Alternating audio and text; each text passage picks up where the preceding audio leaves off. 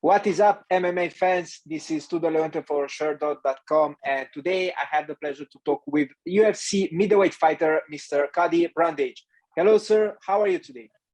I'm good, man. Thanks for having me. Thank you for giving us a little bit of your time. You are in the car right now. Where are you going, or where are you coming from? Oh, I just finished strength and conditioning over at Landau Performance here in Denver, and then I'm about to go get some food with my boy, Colin Anglin. And then my day's pretty much done. I had practice this morning, so we're just chilling for the rest of the day. How was your morning session? It was good, man. I had a private with my coach, just kind of going over some game plan things. And then we had our team practice, which is always tough. You know, our gym is one of the best in the world, and we got some of the best fighters. You know, we got a lot of big guys, too, that are making their way up through the ranks, a lot of UFC talent. So it's a good push always. And then obviously finishing the day with strength and conditioning is tough. And it's always good when you have tough days, right? Because you know you'll be prepared. You're still training at Factory X? Yeah, correct.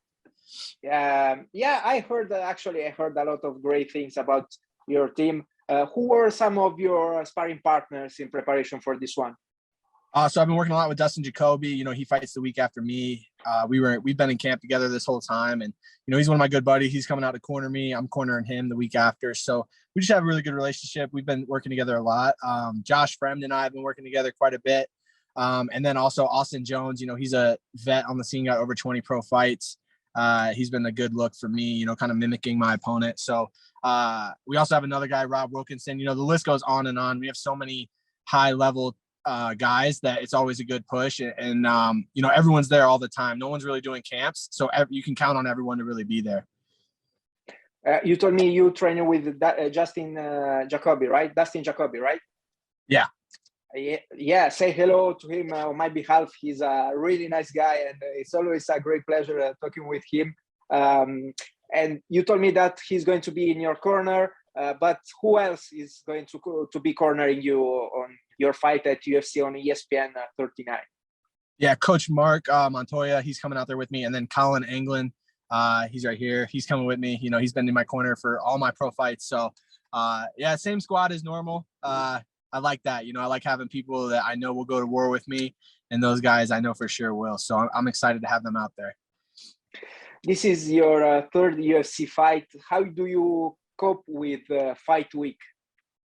I'm not great, man. I'm pretty anxious. I have a lot of nerves. You know, that's just who I am. And the more that I can just accept that, the better it is. I feel like dealing with it, you know, instead of trying to be like, you're not supposed to be nervous. You're not supposed to be anxious. You're not supposed to have all these feelings.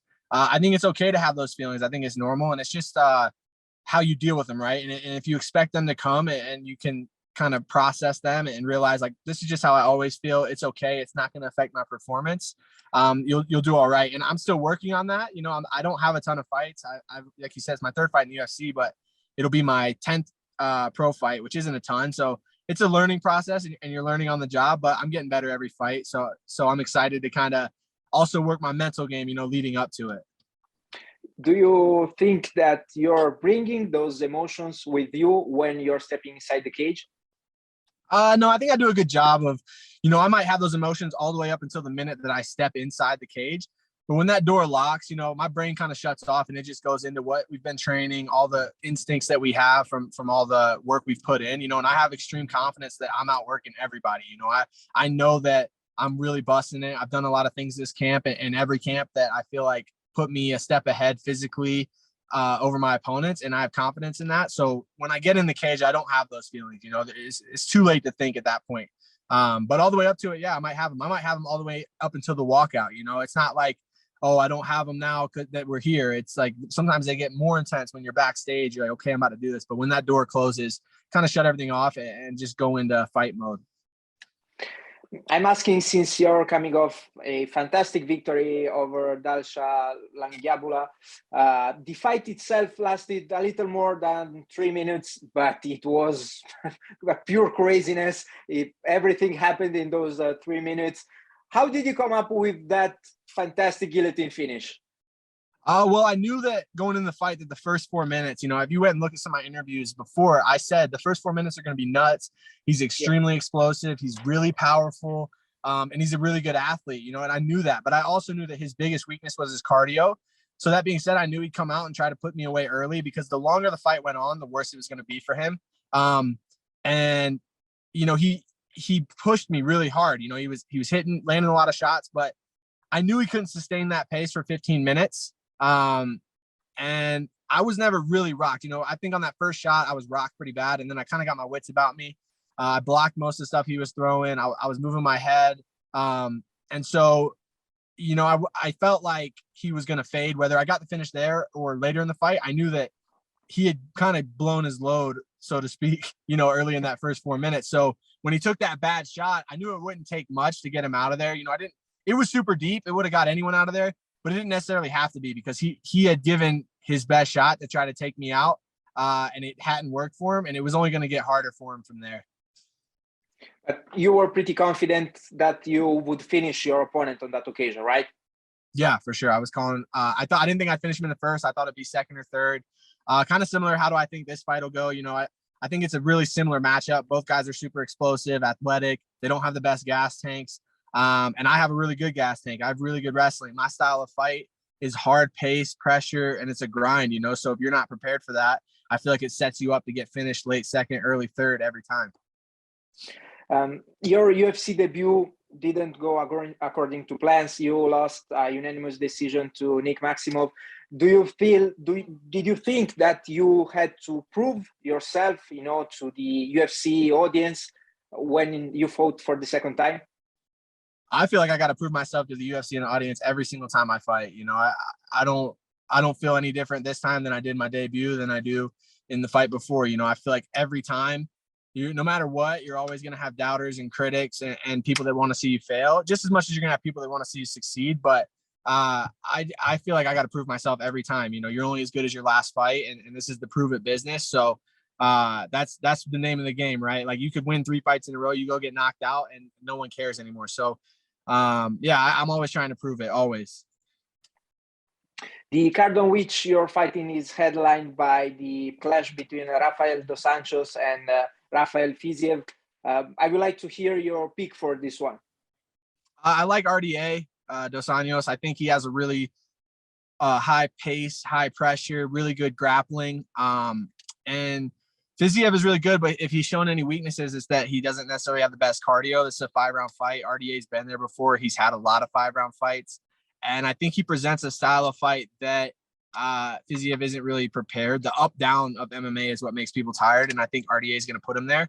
I like RDA by 4th round finish. I think he'll sub him. I think he'll start to find the takedowns, kind of similar to the main event we just watched, where the wrestling was very even in the first, second, third round. All those rounds were pretty even.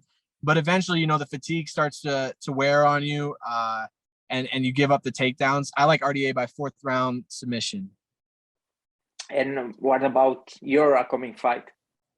I think I'll find the finish, you know, whether it's submission, TKO. I like it late second, early third. Like I said, I think my pace and pressure will be too much. I think he'll come out hard. I think he'll really try to push the pace early. I expect him to throw a lot of kicks. I expect him to have higher volume than he has in his last few fights. I just am super confident in my ability to stay in there and hang tough and put pace on people that when they can't get rid of me and can't get me out of there, you know, I give them opportunities to quit and they'll take them. You're facing Tresean Gore. Did you watch footage of your opponent? Is it something that you usually like to do, or do you leave it up to your coaches? No, I watch film on all my opponents. I try to watch as much film as possible. It kind of goes back to my wrestling days. I used to watch a ton of film. I don't know. I think it makes me a little bit more comfortable, kind of have an idea of what you're going to see and what kind of weapons they possess, what things to watch out for. You know, I've never fought a guy. I've never watched film on someone and them come fight me like they did in the film I watched. So it's not like I expect to fight the guy I've seen in the film. It just makes me more comfortable to be like, okay, this is what he's got. This is what he's doing. This is how he's trying to get victories, little things like that. So I've definitely watched film and kind of broke down his style and the things that he's going to be looking for. Have you already picked your walkout song? Oh yeah, always 9 to 5 by Dolly Parton. That's a staple for Cody Brundage. What do you like about that song? I just think it's a high energy song. I feel like what we do is already so intense, you know, and I don't need to come out to some super intense song when I'm already doing the most intense thing I could do. So just something to kind of get the crowd going, just kind of lighten the mood a little bit. and something that I enjoy listening to. In addition to fighting, what are your plans for this summer? Like I said, I'm fighting July 9th. Dustin's going to fight July 16th. So I'll fly out to Long Island and corner him. My buddy Colin's going to fight the next week, July 23rd. So I'm going to go out to South Carolina where he's fighting and corner him. And then I'm just going to enjoy some time with my family, a couple weeks at home and then right back to it. I feel like I want to stay super active. I want to get 3 or 4 fights this year. I've only had 1 so far. So I got to stay in the gym and I got to stay on my stuff and I got to keep getting better. I'm so young in this sport that I still have a lot of things I need to improve on and get better on. And the only way that you do that is time in. So I'll enjoy a little bit of time at home, but then it's just back to the grind. No vacation for you this year then? Little one, short one. Okay, that's fair enough. Cody, I finished my questions. Do you have any last messages? I'm all good, man. I want to just thank my team at Factory X, my coaches. I always say this, but I just feel so spoiled. I get so much attention. They give me so much work, and I'm just super appreciative of them. I always want to shout them out. But that's it, man. You can follow me on Cody_Brundage_ Instagram and just kind of keep up with what I got going for Fight Camp. Cody, thank you very much for your time today. Thank you for stopping the car, by the way, because it helps to, have a stable connection. So thank you. Best of luck with the upcoming fight, and hopefully I'll hear again from you in the future. Awesome. Thanks, brother. Appreciate you. Have a nice one. Bye-bye.